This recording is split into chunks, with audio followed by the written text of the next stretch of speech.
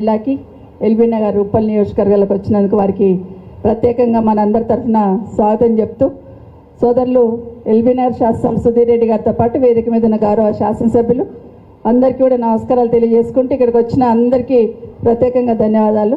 చాలా సంతోషం అండి.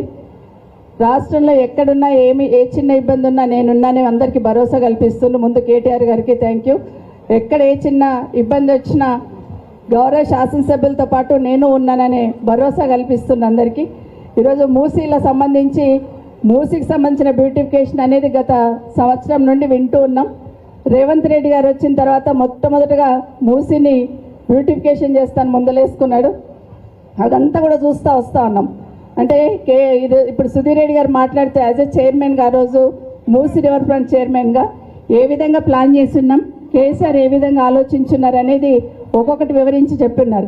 నిజంగా కేసీఆర్ గారి దగ్గరికి వెళ్ళినప్పుడు అభివృద్ధి అంటే ప్రజల్ని ఇబ్బంది పెట్టడం కాదు, ప్రజలు నక్కున చేర్చుకొని వాళ్ళకు అనుకూలంగా అభివృద్ధి చేయాలన్నది కేసీఆర్ గారు ఎప్పుడు చెప్తూ ఉండేవాడు. ఉదాహరణకి మనకు ఎల్బీ నగర్కి మహేష్ నగర్కి అవినాభావ సంబంధం ఉంటుంది.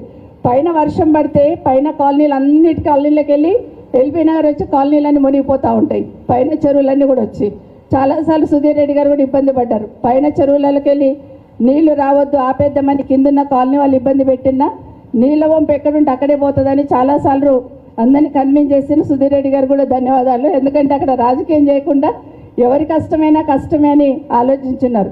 ఆ సందర్భంలో ఎస్ఎన్డిపి నాలాలు కట్టాలని కేసీఆర్ గారు మాకు సలహా ఇచ్చినప్పుడు ఒక్క మాట మాకు అందరికి కూడా చెప్పున్నారు. నీళ్ళ వంపు ఎట్లుంది అట్లనే ఎస్ఎన్డిపి నాల పోవాలని వితండవాదం తీసుకురాకండి. నీళ్ళ వంపు ఒక్కొక్కసారి కాలువలన్నీ కూడా కబ్జాలు అయిపోయి ఇండ్లు కట్టి ఉంటారు కాబట్టి అట్లా తీసుకోకుండా రోడ్లు వెంబడి తీసుకోండి ఎస్ఎన్డిపి నాలని చెప్పి అంటే అభివృద్ధిలో కూడా మానవత్వాన్ని చూపించినారు కేసీఆర్ గారు. కానీ ఈరోజు రేవంత్ రెడ్డి గారు ప్రజలు ఎంత ఏడుస్తుంటే అంత రాక్షసానందం పొందుతున్నట్టుగా అనిపిస్తూ ఉంది. నిజంగా ఎక్కడ చూసినా కూడా ఈరోజు మూసీలో దాదాపుగా 1,00,000 కుటుంబాలు ఎఫెక్ట్ అవుతాయని చెప్తా ఉన్నారు. నిజంగా మూసీ బ్యూటిఫికేషన్ వాళ్ళు అనుకున్నట్టు తీసుకుంటే 1,00,000 కుటుంబాలు ఎఫెక్ట్ అవుతాయని ఇప్పటికే స్పష్టంగా అర్థమవుతా ఉంది.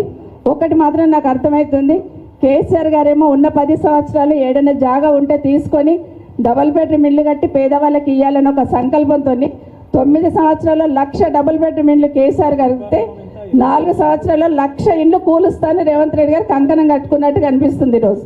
కానీ ఈరోజు అదే కేసీఆర్ గారు ఉండుంటే ఈరోజు మూసీకి సంబంధించిన బ్యూటిఫికేషన్ చేసేవాడు.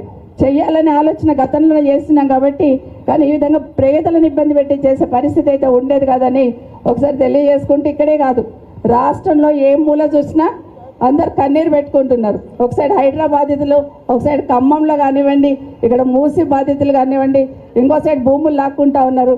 ఎక్కడ చూసినా కన్నీరు పెడుతుంది తెలంగాణ రాష్ట్రం. నిజంగా తెలంగాణ తల్లి ఈరోజు ఏ మూలకు చూసినా కన్నీరు పెడుతున్న సందర్భం కనిపిస్తూ ఉంది. అందుకే పాలన చేసేవాళ్ళు ముఖ్యమంత్రి స్థానంలో ఉన్న వాళ్ళు మానవత్వంతో పాలన చేస్తే రాష్ట్రం ఎట్లుంటుంది అనేది కేసీఆర్ గారు చేసి చూపించున్నారు. ఒక విజన్తో ఒక మానవత్వంతో ఖచ్చితంగా ఇక్కడ ఉన్న వాళ్ళందరికీ కూడా సుధీర్ రెడ్డి గారు ఏదైతే భరోసా ఇచ్చినారో ఎక్కడైనా ఎవరికైనా ప్రభుత్వం తరఫున ఇబ్బంది అయితే మనం ఉన్నామనే భరోసా బీఆర్ఎస్ పార్టీ తరఫున ఇద్దామని అందరు కూడా తెలియజేసుకుంటూ జై తెలంగాణ, జై కేసీఆర్.